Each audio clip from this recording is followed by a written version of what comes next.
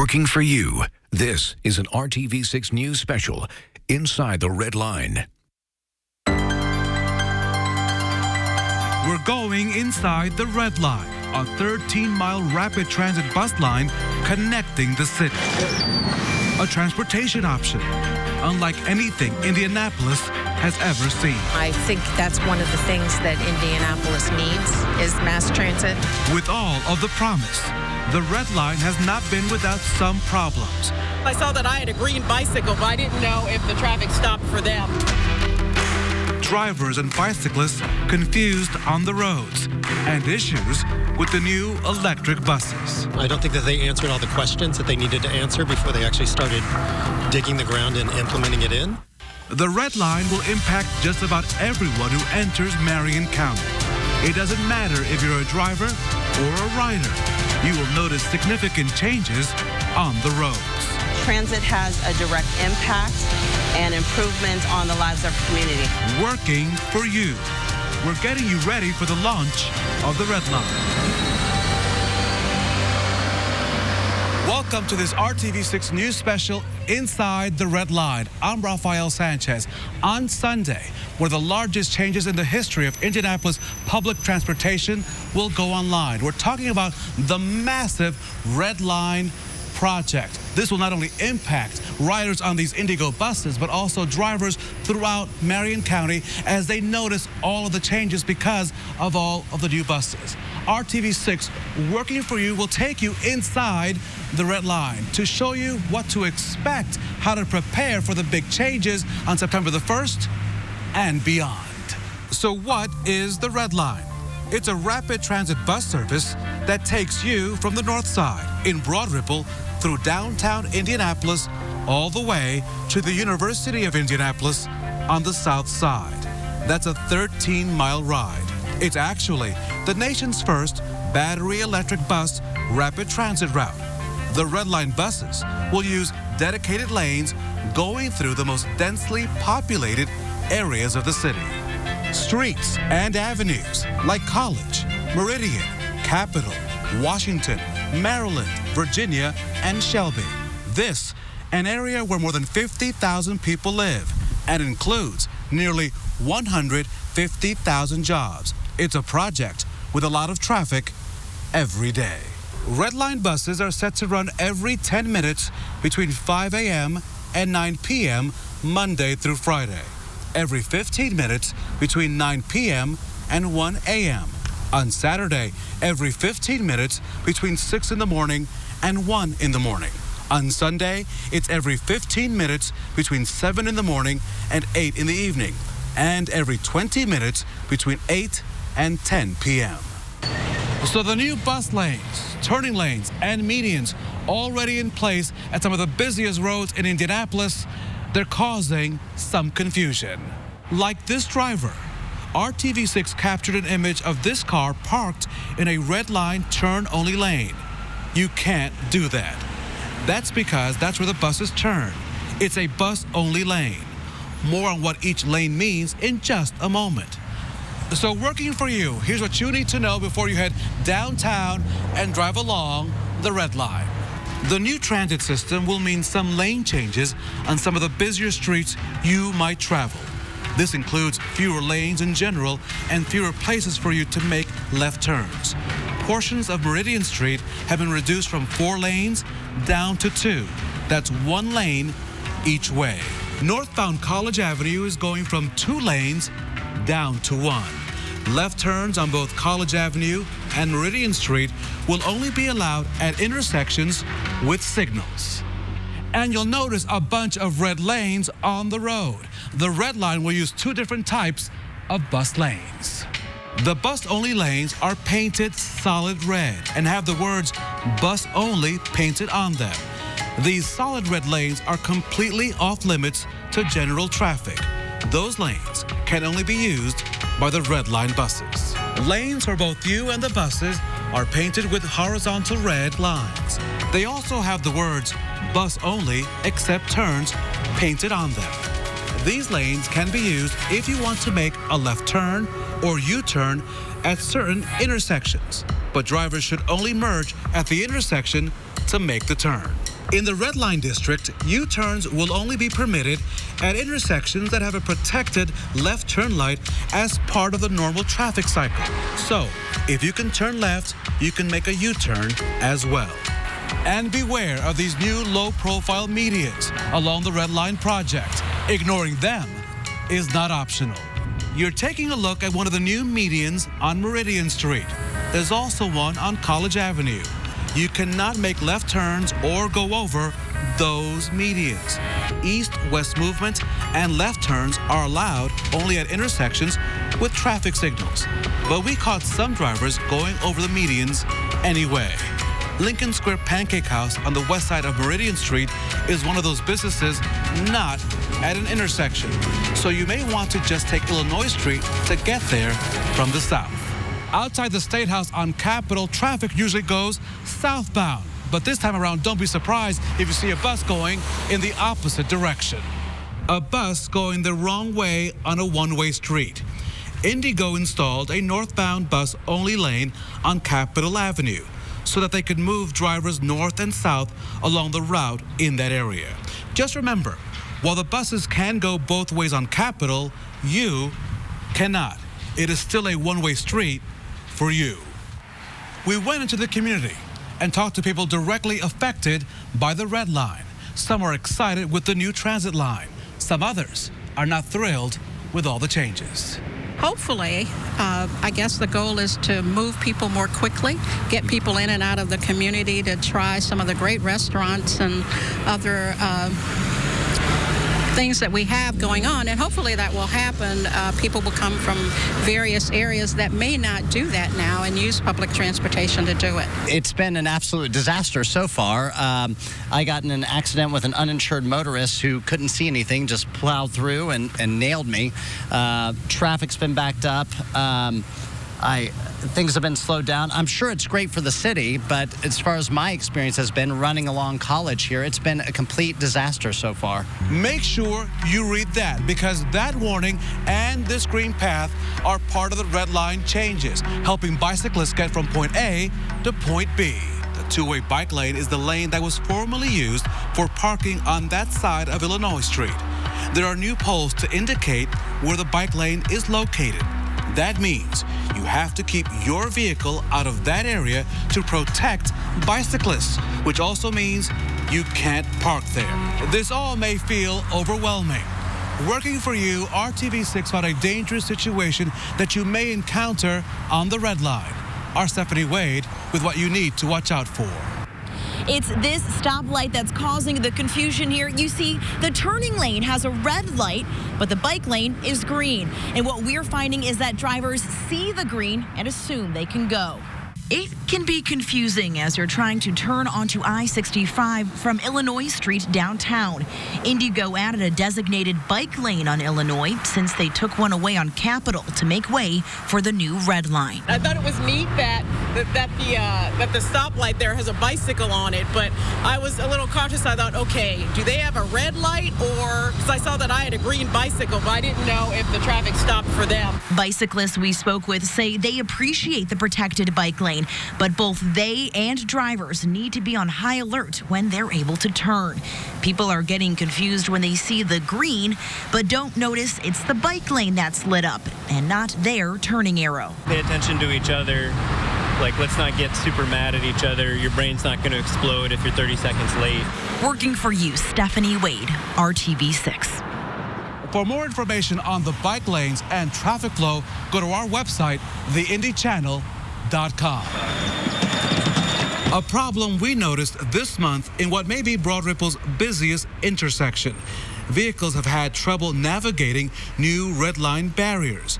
We caught cars, trucks, and buses driving on the curb just to make the turn onto College Avenue from Broad Ripple Avenue. And the red line buses themselves hit these white bollards when trying to squeeze into the bus lane. IndyGo tells RTV6 they're addressing the bollards to reduce the turn concerns for vehicles and buses. Next, can the new electric buses go the distance? A Call 6 investigation exposed the problem being addressed, the latest to keep passengers on time.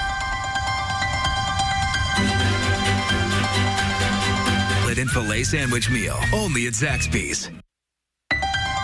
This is an RTV6 News special, Inside the Red Line. Welcome back.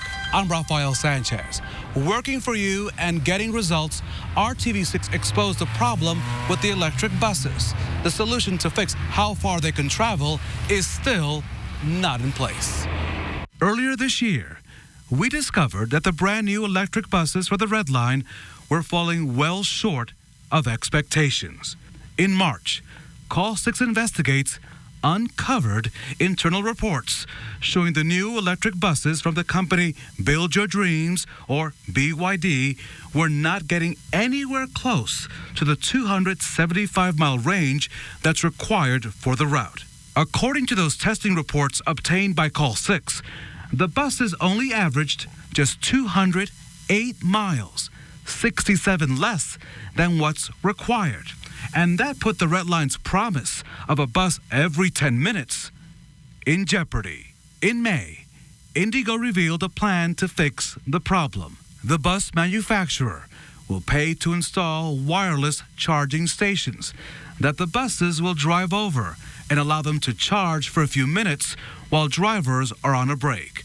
But those charging stations are not yet in place. In the meantime, buses will have to go to the transit center to charge up. We reached out to IndyGo, and they tell us the en-route charging stations will be installed, hopefully, by the end of the year. However, IndyGo says this should not impact riders at all. The agency says they've built the schedule to make sure buses are on time, despite the charging issue. We asked IndyGo's bus manufacturer, BYD, if there was a permanent fix in the works for the charging issue involving their buses. They tell us, quote, BYD continues to work with our customer to achieve the range we promised.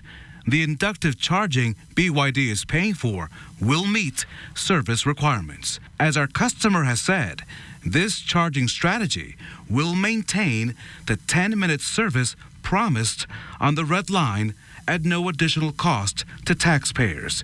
BYD also tells us they don't know of any other issues with their buses. They should be good to go. And BYD says it has 12 people on hand right now in Indianapolis to work with IndyGo through the first week of the Red Line's operation to make sure everything runs smoothly. I had a chance to talk one-on-one with IndyGo's new CEO about expectations, opportunities, as well as challenges. BYD is an extremely important partner when we're dealing with this Red Line and with all of the lines that we're going to be putting in place. Have we seen some challenges with it maintaining its charges? Yes.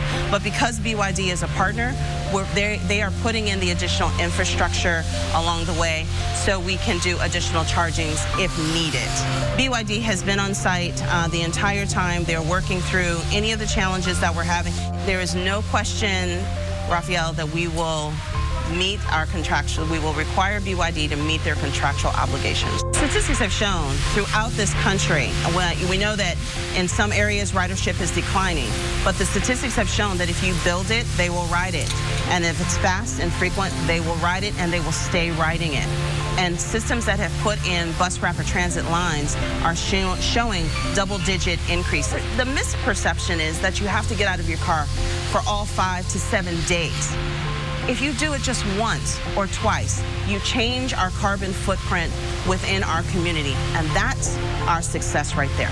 There's definitely proven statistics that show when it comes to economic development or transit-orientated development that transit has a direct impact and improvement on the lives of our community, whether it's from a residential perspective to reduce the carbon footprint of individuals who no longer own cars, who use transportation to get from point A to point B.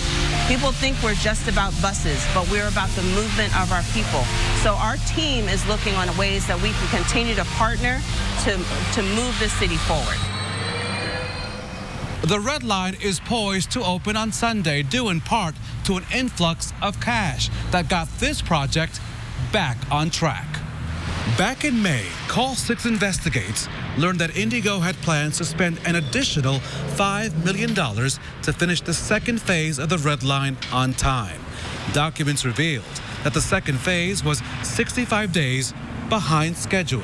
However, with that extra $5 million, construction sped up and it will be ready by September the 1st.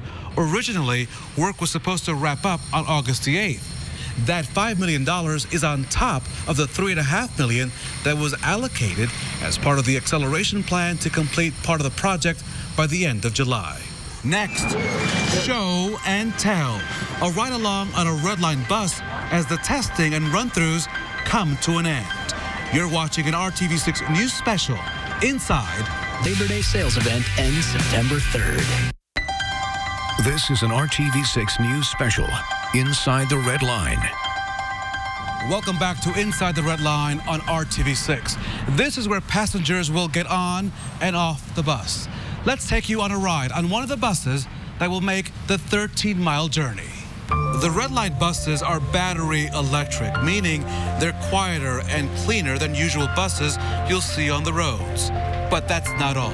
There are screens on the buses that will indicate which station you're at and also the upcoming station so you can prepare. There are little charging ports. IndyGo Director of Public Relations, Lauren Day, has advice for drivers and riders before Sunday's launch. This is a learning experience for everybody. New riders, our operators, drivers as well. So we've had the pavement markings ready, really finalized since the end of July. So we've used that as an education period. We have had tools on our website. We know that as a driver, this looks different for you. So just get out there. It's okay if if it's a new thing for you, learn. Right now, we have tutorial videos that show you how to get around the city if you're driving around the Red Line. That's on the RTV6 app and our website, theindychannel.com. If you want to ride on the Red Line, it's free for the entire month of September. After September, you will pay to ride the Red Line the same way you currently do with any IndyGo bus. But by the fall, IndyGo will introduce a new fare payment system called MyKey. You can get a MyKey card or download the MyKey app. You'll be able to reload cash onto the card for bus payment. And if you have the app, you can swipe it when you get on the bus, and the payments will be taken out of your account. IndyGo is working on implementing MyKey very soon. And IndyGo says sometime toward the beginning of next year, about 400 local stores in Marion County will carry and sell MyKey cards. But cash will still be allowed on board the Red Line. Once you make it on the bus platform, if you're still unsure what to do next, there will be volunteers here to help you out. Volunteers will be posted at Red Line stations between the launch on Sunday, September the 1st and September the 7th. IndyGo trained the volunteers this month. They will be ready to help you with any questions you may have about riding the Red Line. Another change you need to know about. IndyGo says new crosswalks allow you to catch the bus at the new bus stop locations, some of which are in the middle of the road. IndyGo tells RTV6 that all of their crosswalks are at signaled intersections for safety purposes. So how do you handle emergency vehicles? You're getting a first-hand look right here. Moving for emergency vehicles isn't changing. You'll still move to the right when you hear or see one coming. All buses will stop in their lanes when an emergency vehicle is approaching, like you see here.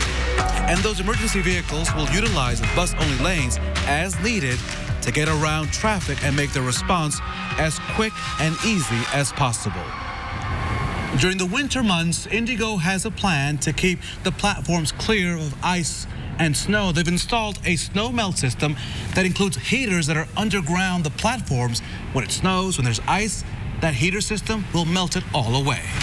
The two routes planned after the Red Line have been delayed.